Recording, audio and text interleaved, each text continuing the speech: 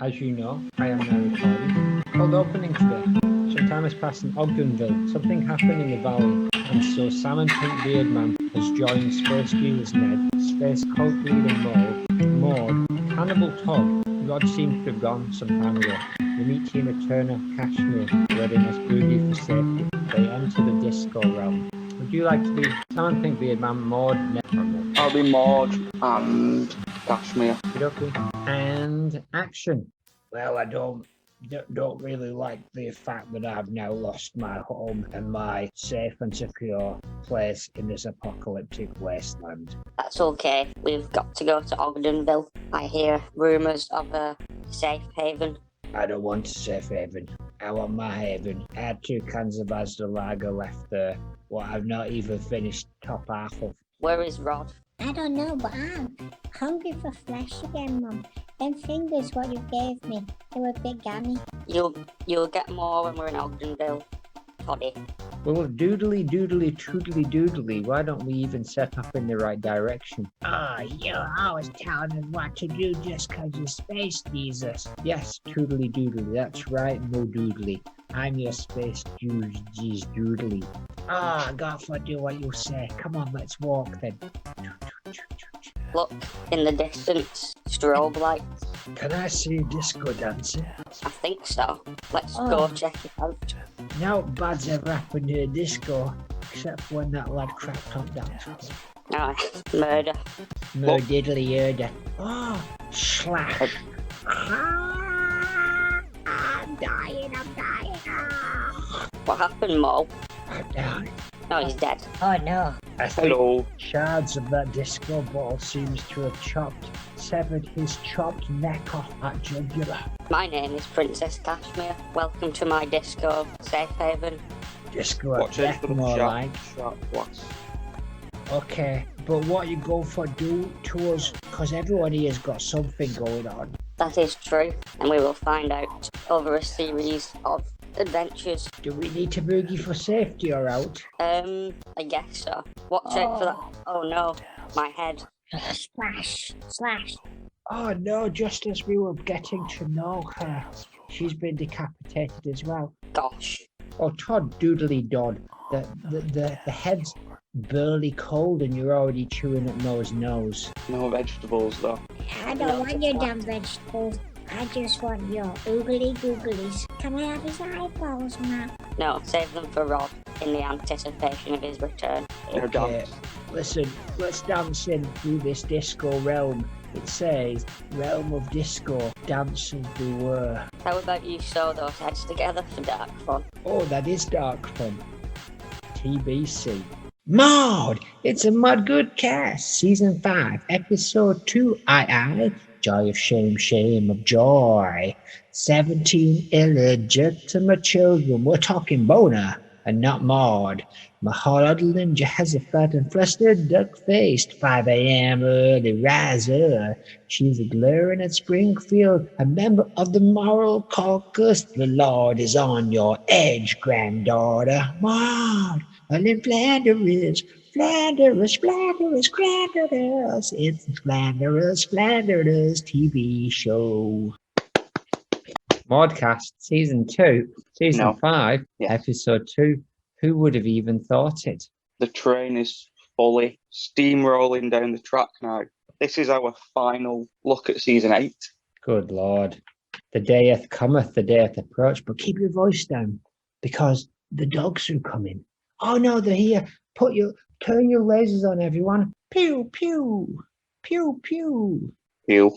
John, shoot him. I don't want to shoot no dogs. It's a do or die, John. If you don't shoot them, you're going to get shot yourself. Hey boys, come on. Shoot all the dogs. Help me meet my aims and goals in this fiscal quarter. Pew, pew, pew. I'm just going to hide behind these boxes till I feel comfortable to come out.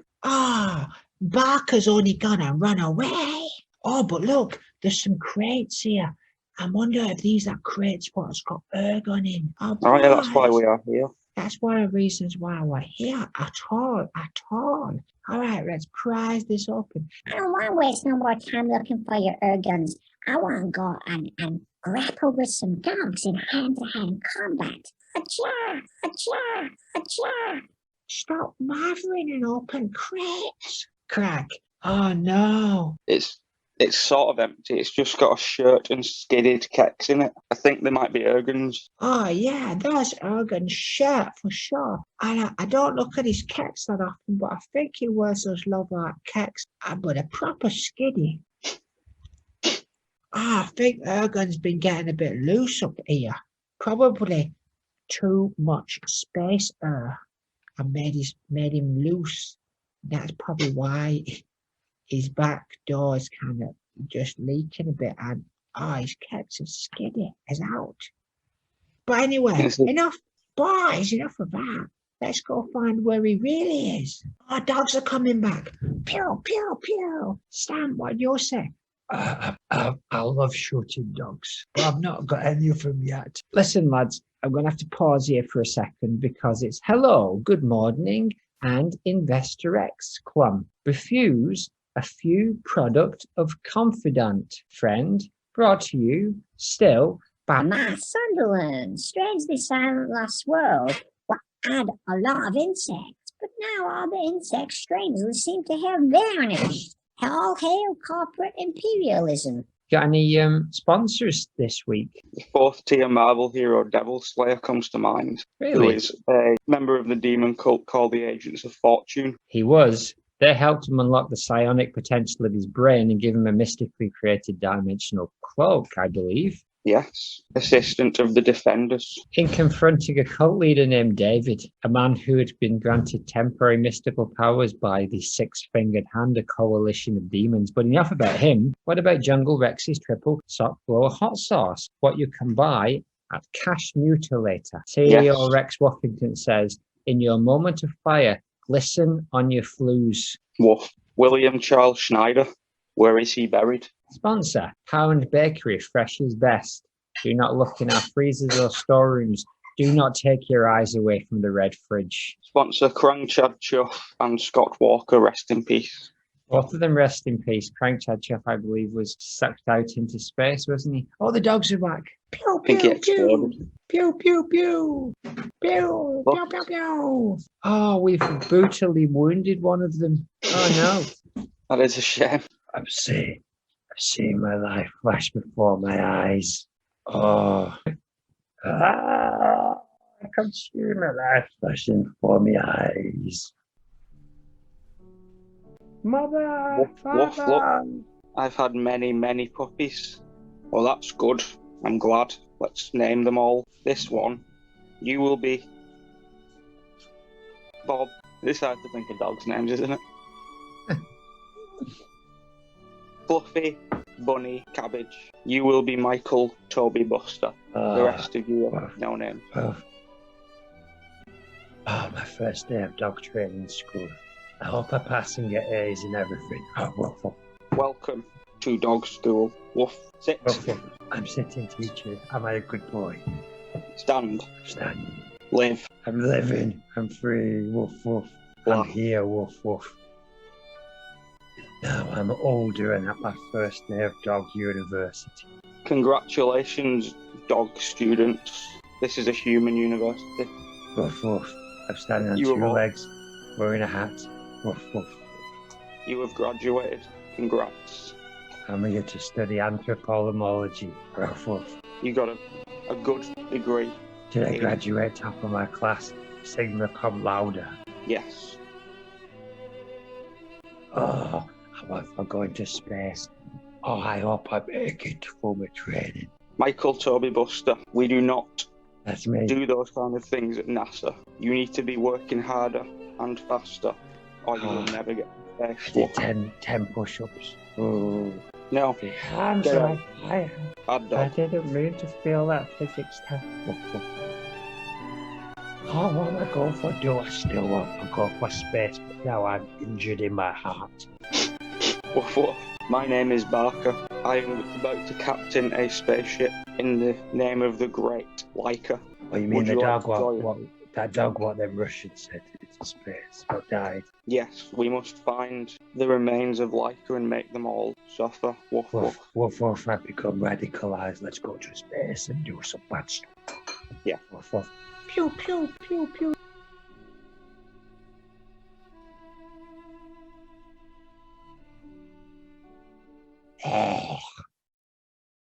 Oh no, boys, he's dead. I did not want for. Kill him or now. Well, I'm glad he's dead. I'm gonna kick him. Ooh. Fire, we're dead. Almost. Nearly. I'm gonna kick him again. Don't stop kicking me. I die here.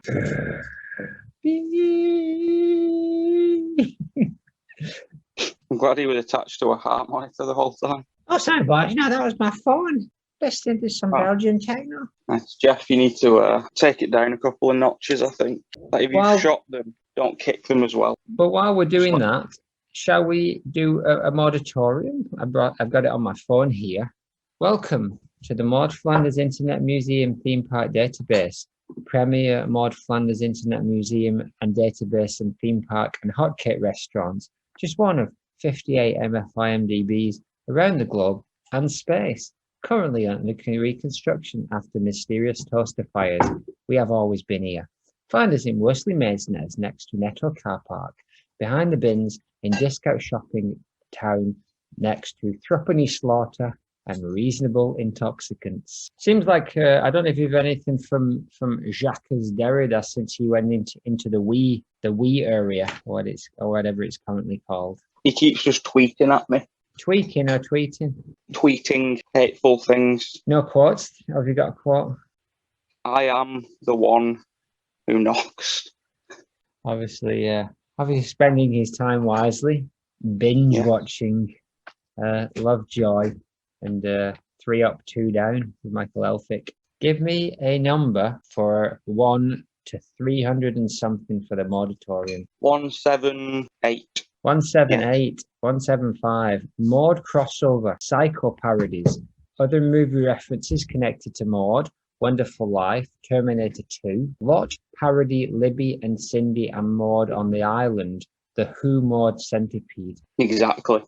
I think we've done this. We've talked about the other movie references connected to Maud early on. I don't think we've seen any since the early days, really. It seems like they just let her be her own person instead of a cardboard cutout for a parody.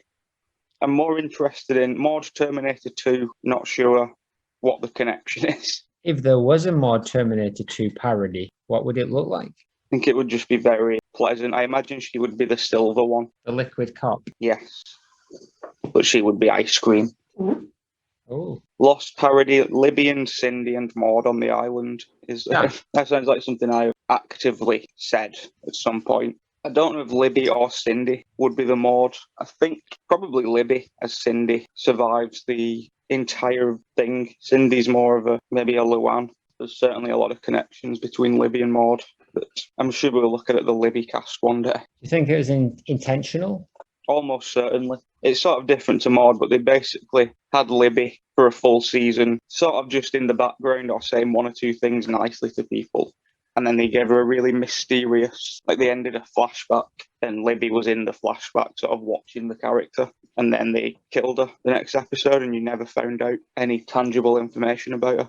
That's very Maud, I would say. It is very Maud. Is it shoddy lost writing or was it intentionally mysterious? It was intentionally mysterious, but I think it was one of those mysteries that they were going to answer if they didn't decide to, because they decided to end it and they said, right, we're going to do like 48 more episodes. So they had the entire 48 episodes basically, not planned entirely, but they knew what flashbacks were going to come. So they basically scrapped the whole Libby thing.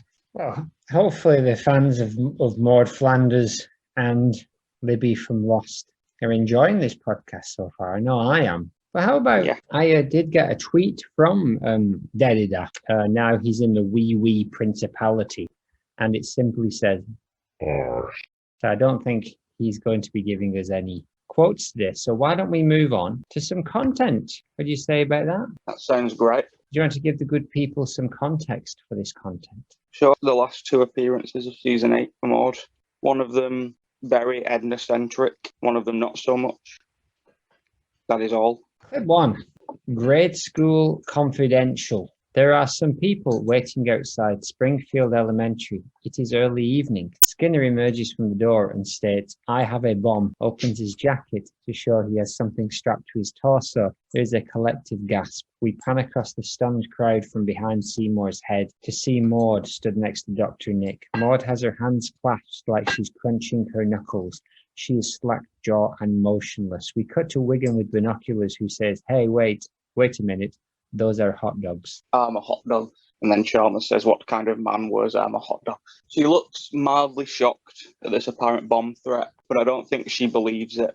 I think she's more concerned for the well-being of Skinner's sanity. I don't believe that she thinks he's come out strapped up to a bomb, but she is obviously, you can see from her expression, there is concern there. Do you think she's concerned just because he's a human man, or because she has some particular concern for Seymour Skinner? She has a vague relationship with Skinner, that he was part of the burlesque house taking down. He was part of that original. He joined the original sort of foursome in that situation. So I think she's just maybe vaguely concerned that he's lost his mind, or that the bomb threat at a school is probably in most situations going to get you some jail time. Yes, it'd be interesting to see if he manages to wangle out of this one simply because there was no bomb, only meat products strapped to his body. But still, why are there so many people hanging out outside the school? Skinner and Edna have locked themselves in, and it becomes like Brockman gets there and does like a news report, and then people just start showing up to see how it turns out. Ned does not appear to be there. I did notice that he wasn't in the vague vicinity, but I didn't think about the idea that he wasn't there at all. That's interesting. I couldn't tell you why. Herman's there though, and he has a very funky mustache. Really?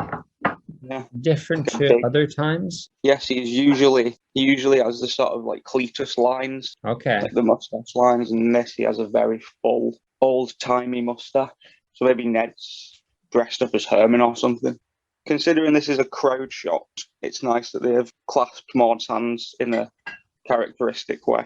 Yeah. Do you think it's just a coincidence she stood next to Dr. Nick? Yes, why wouldn't it be? She moves around quite a lot. What's the relevance to Dr. Nick, though? Why would it be a coincidence? Who knows? She stood next to him. She is. Clip 2. Maude remains slack-jawed. I've never seen her so amazed, ?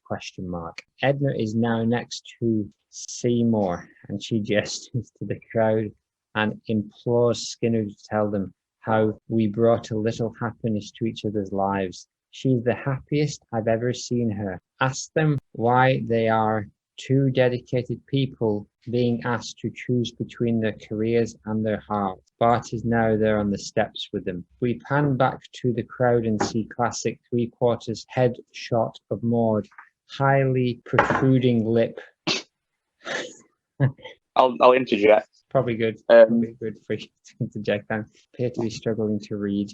That's fine. We all have struggles. I did make a note about Dr. Nick, actually, that her and Dr. Nick's faces remain non-blinking and shocked as Edna and Skinner talk on the stage, on the steps.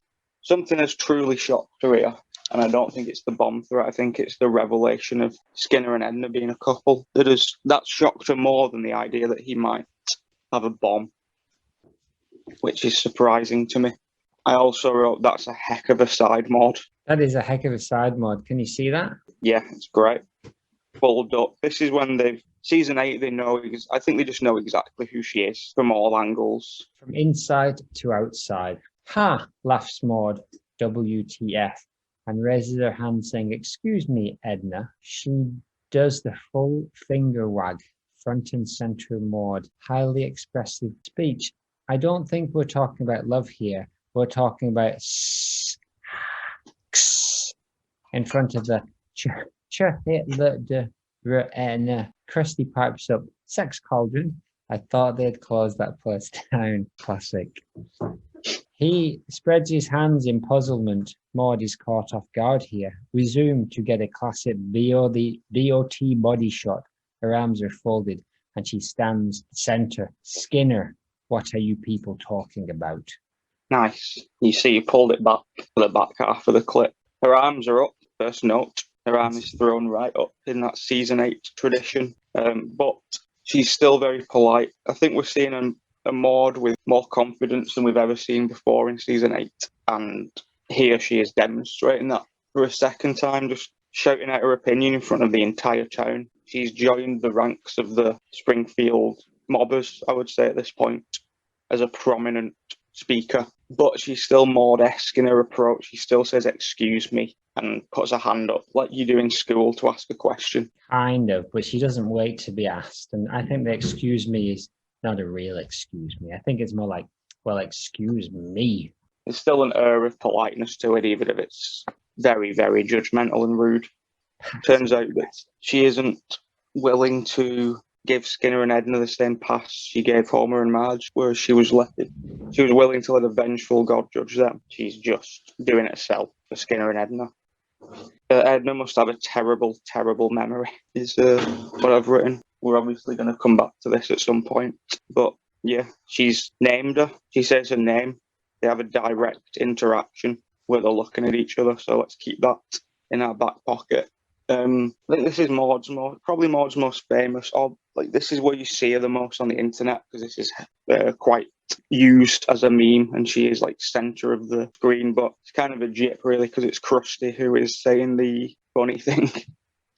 Yes, this and the T-shirt cannon are her two biggest internet appearances. And then the Peanuts. Bongo liked this one a lot anyway, because they seem to have taken the spelling words out thing and hammered it into Maude in the Bongo world. But she does look furious. She looks like I would argue that she's been, like, a confrontation with someone has been, like, snowballing since the divorce of Kirk and Luann at that party. I think something from that point onwards, and then she saw Ned go insane at everybody in town as well. So I think she already tried it once. She's been trying for weeks, to be honest, hasn't she? She's been like poking Merc Wimby, accusing Lisa of murdering Bart. She just wanted to have a full fight with Marge a couple of weeks ago.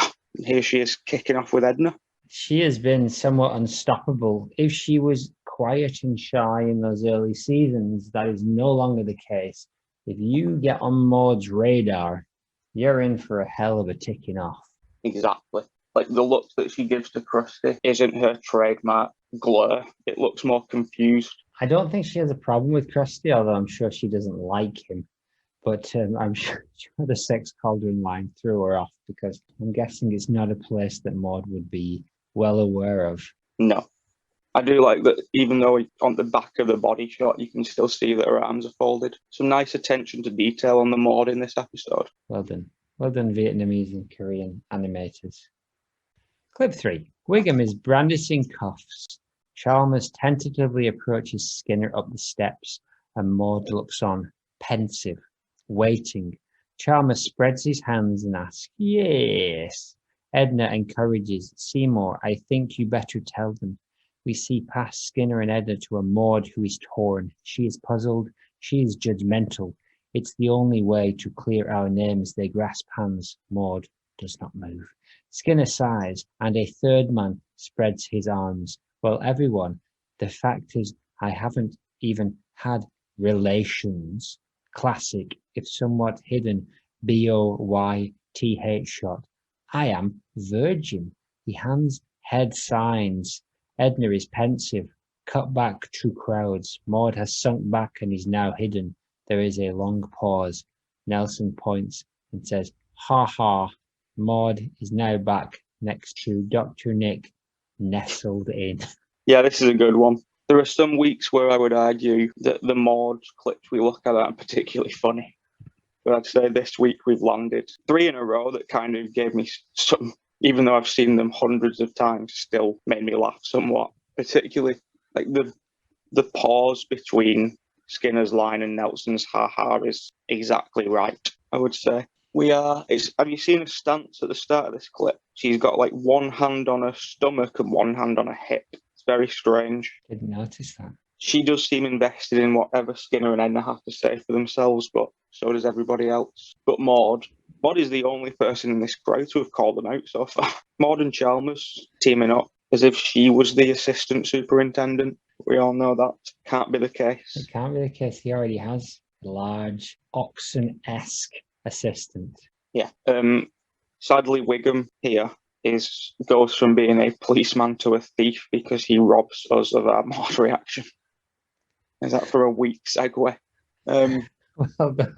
She does appear to be Charlie stood next to her from the power plant, and he seems to be looking at Maude and responding with like a chuckle and a gasp. So perhaps she was talking to Charlie. Do you think I the crowd imagine- is on her side?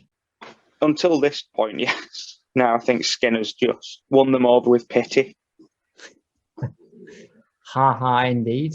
Yes, but this is a solid episode. This is another Nedless Maude appearance that I didn't click onto. Actually, she's very independent this season as well, And really standing up for her beliefs and not letting anyone get in her way. Man, woman, child, animal, or vegetable. at this point. Adult women wise, I would say you're looking at Marge, Edna, Patty Selma, and then Maude. I would think she's in the top 5 of women at this point on the show, which is interesting because she's always still a minor character, but here she is in the top 5, yet still remains figureless.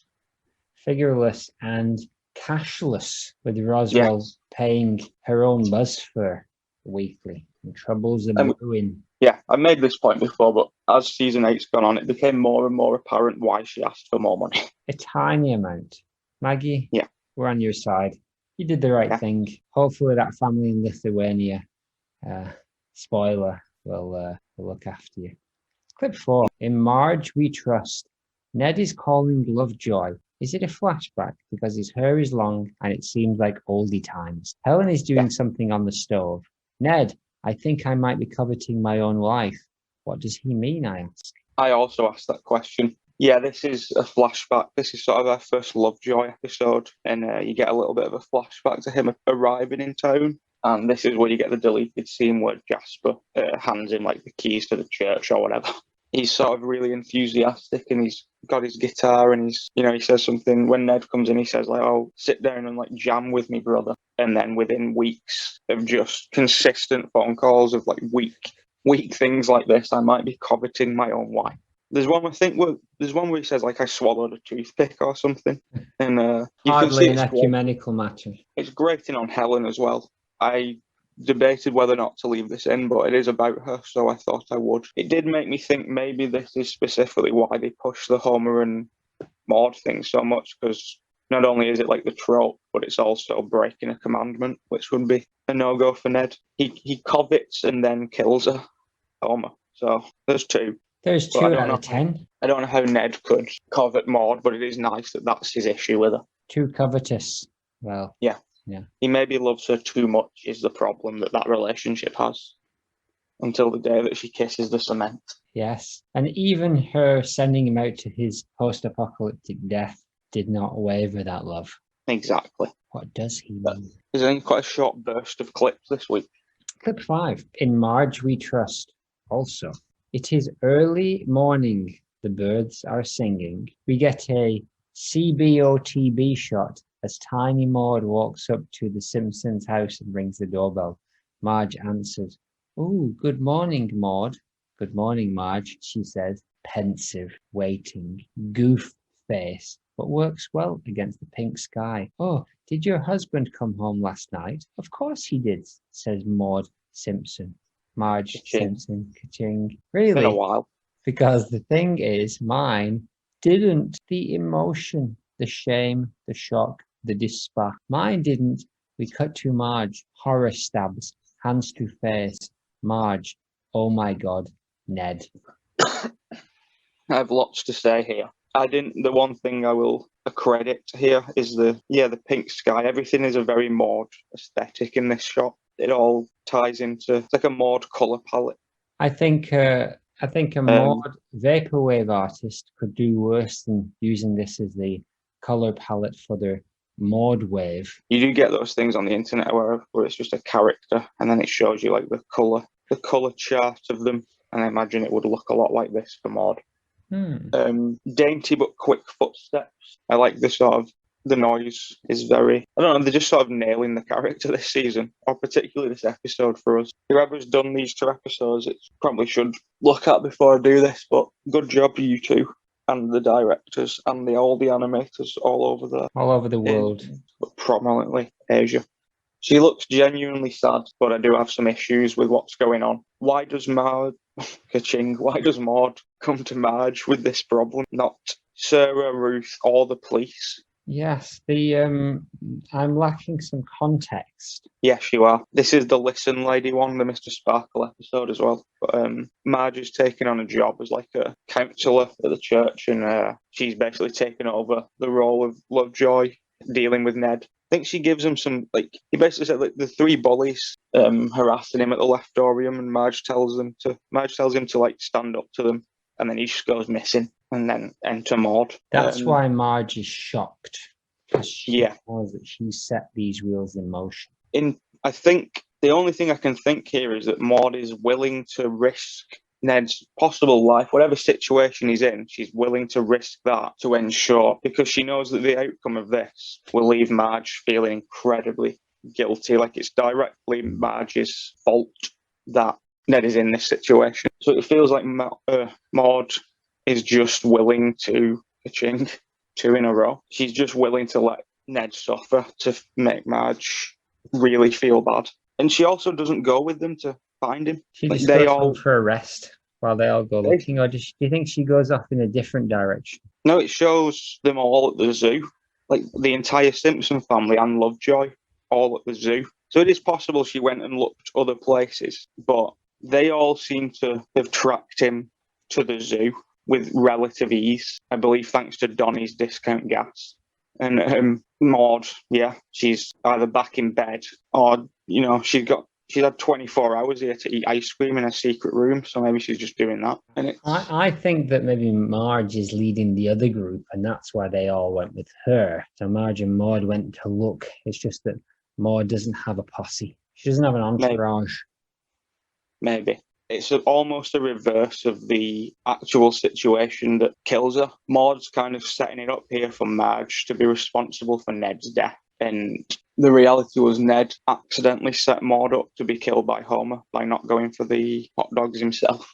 Was in this case, was Ned shot by a pants cannon? He was not. That would have been much better. I think he's attacked by baboons. Oh. Well, does Maude then turn up at the zoo? Do they phone her on their cell phones and say, Maude, he's at the zoo, and she runs there just in time? Off camera, maybe. Not to our knowledge. We don't know how the reunion plays out here, similarly to how we don't know how Ned rescued Maude from kidnapping some weeks ago. I take issue to how she delivers the line. Why would you phrase it this way? Why would she not say, Ned's gone missing? Why did she make it like a bit? Give me more information on that. In what sense? It's like if I wanted to tell you that my dog had died, I wouldn't say to you, is your dog alive? And if you say yes, I would say, oh, well, mine isn't. I would just tell you. And that's sort of how she delivers this. She's like, oh, is your husband okay? Yes. Mine isn't. Why would she not just say, I don't know where Ned is, Marge. Could you please help me? I assume this was similar to the Las Vegas things where they'd headed off together, although I'm sure they did that secretly. And so I thought Maude thought that Homer and Ned were together. Otherwise, yes, it is a very weird set of choices. There's just a mysterious air to her in this scene. I don't know what's going on in that orange broccoli head of hers. Marge, are your toes non-gangrenous? Yes. It's the weird way to phrase things, isn't it? How about those pictures? They are very good. What can you see here? Sadness. In 3 different ways. I can see despair. I can see sadness. What's happening in that third picture on the right there? Is that shame? It sort of looks, like guilt or embarrassment. But yeah, it's just a good trilogy of images. The first one is very despair, like panic. The middle one is sort of like realization, and the third one is shame. Similar to the Maude art we saw last week when a German artist had pictured the faces of Maude. Now these Vietnamese and Korean artists have done very much the same, but in a much higher definition. It's quite a good definition for season 8. It is. Clip 6, Frog Maude. Everyone is shocked except Maude is sitting there like Chang, hands clasped in lap. She is sat next to Lenny and Carl. Ned is now next to her. Lovejoy is at the altar. He shouts the spinning locomotive through a sea of inhuman fangs. A pair of great apes rose up at me, but biff bam, I sent them flying like two hairy footballs.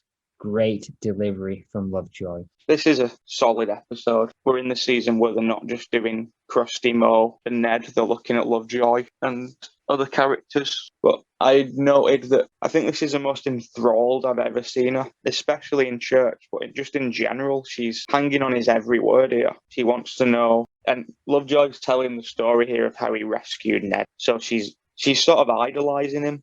Is she coveting him? I would hope not. She's definitely invested emotionally in this story. The takeaway from this is she now views Lovejoy as a hero, as a heroic character, and she's probably underestimated him for quite a long time because of his lack of enthusiasm and interest in God, the church, and the town. But she must know him relatively well because of her relationship to Helen. So I imagine this is like she's seen a completely different side to Tim. This is her seeing Tim Lovejoy, not Reverend Lovejoy, but not the Tim Lovejoy from British television. Do you think they spend a lot of time at each other's houses off camera? I imagine so. I think that Maude and Ned go to Helen and Tim more than the other way around. I don't know why. Probably because it will avoid shenanigans with the family next door. We don't know who lives next door to the Lovejoys. I'd like to think the Hibberts. So I'd like to think they go there more often because they just bin Jessica off, so there's no kids. And they can play Scrabble and judge the entire town secretly. Holy rollers, indeed. Don't you think it's weird that after 30 years you don't know who lives next door to Reverend Lovejoy? Kind of. There's weirder things though. Like who's next door to the Simpsons on both sides, but after that you don't know how the street looks at all. And other than George Bush once, you don't know what's across the road. So it is very strange. They don't really specify. This is one of the upsides to Tapped Out. You can create a neighbourhood that's cohesive. Like you get the Van Houten house and for some reason Sanjay's house and a plethora of character houses so you can make these decisions yourself. But I think there's like a slightly more affluent estate where the Lovejoys and the Hibberts and probably the likes of Kent Brockman would live. I know we said this 100 times, but the Simpsons have been really absolutely uninterested in creating a kind of canonic Springfield. And I know there's a lot of benefits in that, but surely going the Marvel Universe route and connecting things and throwing them in together, is that just me? That's my mind thinks that offers many, many more fun stories. I agree. I think it's a hindsight situation. I think from probably about season 9, 10 onwards, they've always thought, oh, we'll probably do like 4 more years. I think because there's been talks about that for like the last at least 10, 12 years of, oh, is The Simpsons going to end? Because it's not like they get a 10-year contract. They only get signed for like 3 seasons at a time. So basically every 3 years for the last 15 years, it's been like, oh, is it going to end? Like Harry Shearer quit at one point and they've all taken pay cuts, I think, to keep it going. They fired the music guy as well after like season 31, I think. Alf Clausen. Yeah, they fired him. To save money. To save money? Yeah. I guess at that point he's probably earning a good chunk of cash and he's done enough music they can probably just recycle it for the next 20 years. I believe he asked for 35p for the vending machine to get a snack and it was just for the Fox executives, it was too much. Shut down. I think like if you look at all of the music he's done there's got to be hundreds and hundreds of hours. It's surprising that more of that hasn't come out on leaks and official releases. They do release some Simpsons stuff, but it's always just the songs or the end credits music, but you don't really get the sort of background music a lot. Of Clausen Simpsons music. Yeah, it's weird because I'm sure there's a lot of beautiful Simpsonic music that this is the one thing. This is sort of, wildly off topic, but the one thing I've always remembered with the music. Remember the Groundskeeper Willie episode, The Nightmare on Elm Street? Yeah.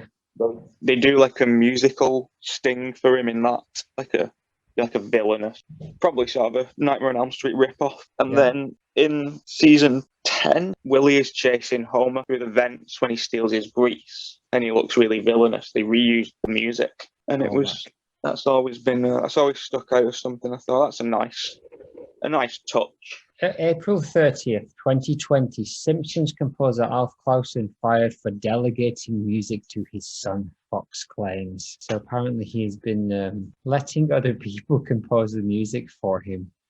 And according to the papers, tensions came to a head when the Great Fatsby episode, a hip-hop spoof on F. Scott Fitzgerald's novel, was being made. Sakai said his fellow producer James Brooks questioned whether Clausen was the right person to prepare rap music. Well. I don't know who replaced him though. His son, ironically. Yes. Helping out though. What do you make of this tiny Maude with her tiny hair? It's good. Her nose is very dainty. There's a look of childlike wonder on her face. Yeah, that was my Chang. That I thought she looked like Chang from Community at times. He does that face. This sort of childlike wonderment over things that aren't particularly wondrous. But she looks like someone who you'd expect this from Bart, who doesn't enjoy church. And this is one of those times where, he's hearing a story about a baboon attack. So I imagine Bart would look like this. But Maude likes church. And like you said, everybody else is more shocked. She's I don't know, she's just got a look of admiration about her. I think this is a big turning point for Maude and Tim. And we don't think she saw it. No, she wasn't there. As far as we know, off camera. Well, there we go. A good episode all around. Two different episodes. A whole host of Maude standing up for herself and making her opinions known. Shall we do some spectral speculations? Yes. Haven't done much for a while. Have you got? I often throw these at you. Have you got any particular area that you'd like to investigate more in the Maudiverse? Nothing comes specifically to mind. I do like being posed a question. Okay, well, here we go. We, a while back, were found out that Willard Tinker Turnbull, Rex's son, Maude's cousin, owns the photo shop in Springfield Mall. What else do we know about Willard Tinker Turnbull? I think a lot of his life has been related to the problems of his sister, who is Madge, who I will say now is my favourite member of the Goodman clan so far. Madge famously took a vow of silence as a child and was also a kind of frenemy to Maude. I think that the relationship Maude and Madge had was sort of tripled with Willard. He got the more intense. So I think just a lot of his spare time he spent dealing with her stuff. He just has to keep bailing her out of things, and she's the kind of person who would walk into a shop now and just take somebody's mask off and giggle, and that's going to cause some problems in this climate. Snap it back on their face like an elastic band, and then giggle. Takes it off and then blows in it, and then puts it back on, and then giggles. She's naughty. She's a rum character. Bionic warfare is her thing at the minute. But Willard has to deal with that all the time. But I think he takes after the likes of Frank and Conrad. Garrett. Who's the quiet one? Garrett is the quiet one. Conrad is a.k.a. Mona. He's the one with the 17 children. And Conrad's the one that now is currently, we believe, living in the jungle somewhere. I'd say Willard is probably the best of this family tree, the nicest, the most Ned-ish is Willard. He's very considerate. That's why Maude and Ned and the kids got all these free pictures, and he did use them for advertising, but I think he would have offered them the free pictures anyway. He's a good soul. How did he end up in Springfield? Is there a story there? I'm beginning to think now, probably just for convenience, that Springfield isn't too dissimilar from the Lost Island in that people are just drawn to it without... So it's just destiny. He was expected to end up in Springfield. But what a convenient plot point. The actual reason, though, I can't see it being unrelated to Maude, because he must have known. Of all the towns in America, I don't think you coincidentally moved to the one where, your cousin, at least 3 other relatives, and Sarah Wickham from his childhood are all there. And maybe just he was looking for an empty shop to start this business in, and he had 4 choices, and he picked this Springfield. He had 4 Springfields offer him shop in a mall, and he picked this one because some of his family were around. Well, he had a tough upbringing, but now he's living the dream life as a photo shop owner in Springfield Mall. Although I imagine times are tough for him in 2021. Possibly. It's not wild to speculate that when Ned said, look for the happiest guy in town, when they looked at that guy, it's not a stretch to say that could be Willard. Oh, la la. That would be a turn up for the books. But surely at that point, Maude would have pointed out, oh, that's my cousin Willard. Although, of course, that could have happened off camera, or she might have. Would there be any need? You don't need to tell anyone that was a cousin in the context of what was going on. Ned probably knows anyway. And it's nobody else's damn business. So exactly. who thought about it? Willard Tinker Turnbull, the happiest man in Springfield, owner of the failing Photoshop in Springfield Mall. And where is his sister now? That's something we don't know. Maybe we'll find out soon. Well, some good speculating there. So how about, while we're still waiting for the ship to come, because it appears that Barker has done one, he's flown off into space, and so we're going to have to follow him and catch him and try and get Ergen back. While all the rest of the gang are getting the escape pod, or do we have time for a Maude diary? We do. Good. Just bear with me. I did make a big list of these as well, and just each week I just don't open it. It will take too long to open it. Dear Diary, this morning, Principal Skinner burst into my home, which was inappropriate because I was having a bath. But I heard he didn't come into the bathroom, but there is a peephole, so I was on edge. So I got out of the bath and made myself decent to an extent. And he went on for like 15 minutes about how he accidentally walked into a burlesque house, apparently. That Simpson was working there. I just looked at him like, the fuck has this got to do with me? But he said it's all of our problems, and Ned looked a little bit worked up, to be honest, and I didn't have a lot of plans that day. And to be honest, it is nice to watch Marge squirm, so I threw on my cardigan and my purpley skirt, and we headed off to the Lovejoys and rounded them up to go and tell Marge about a disgusting son. Tim's a bit bland. Like, we all know how I feel about Helen, but I don't hate Tim. I just don't think there's a lot to him. He's always been kind to me, but I can tell that he doesn't particularly like Ned. But to be honest, that isn't my problem. He's nice to me, so I'm nice to him. And maybe I'll suggest we all hang out soon and play a game of Bible Cluedo. It was Judas on the hill with the lies. Bye, Diary. It was indeed Judas on the hill with the lies. With a bunch of gold coins in his sock, took out 3 centurions on the way down. Exactly, the Helen Lovejoy of the Bible. So it looks like we got a bit of a sneaking, respect there for Tim, but still, he's a little bit vanilla for Maude's liking, which must be a little bit of a bad sign. If you're too bland for Maude Flanders, you might not be the dazzler.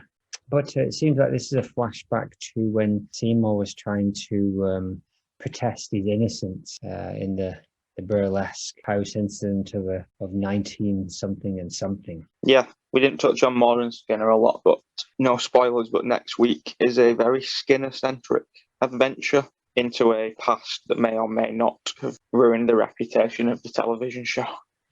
Well, let's all be sharp, shall we? Exactly. So that was all good. And now it looks like, John Poop 17's bringing the space pod round, and we can track down Barker and finally find out where Ergen is. So that's good. So come on, Stamp.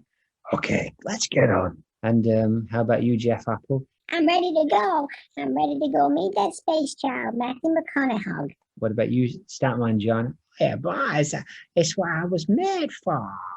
What about you, Zaz? You ready to go? I am. How are you, Natalie? Oh. Well, she's still dead. Do you want to bring her severed head, or do you want to just let it float away into space? It's starting to go a little bit gangrenous. We'll leave her. We'll leave her alone. She looks like she's having a nice time out there. Rest in pieces. Hello, Micah. All right, John Poop. Let's go. All right, can we do some spaceship noises?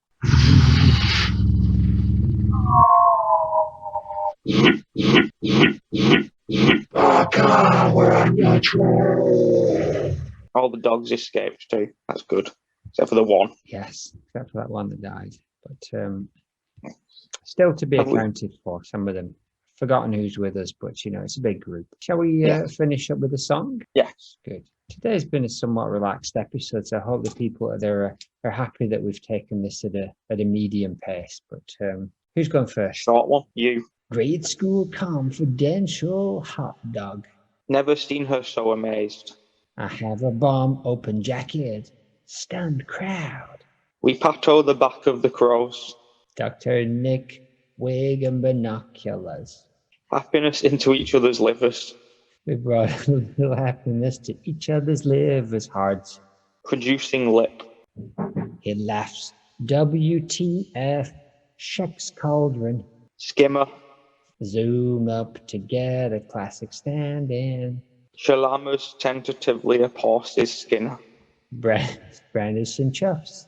Chalmers speeds BOTS. I am virgin. Maud is back next to Dr. Nice. Horror stabs. Emotion. Mine did need the emotion. Speeding locomotive. Hurry apes football. Pair of the great Epia rose up, but biff bam. The end. The end. Yeah, all right, we did it. Yeah, it's a great show. Bye, everyone. Bye.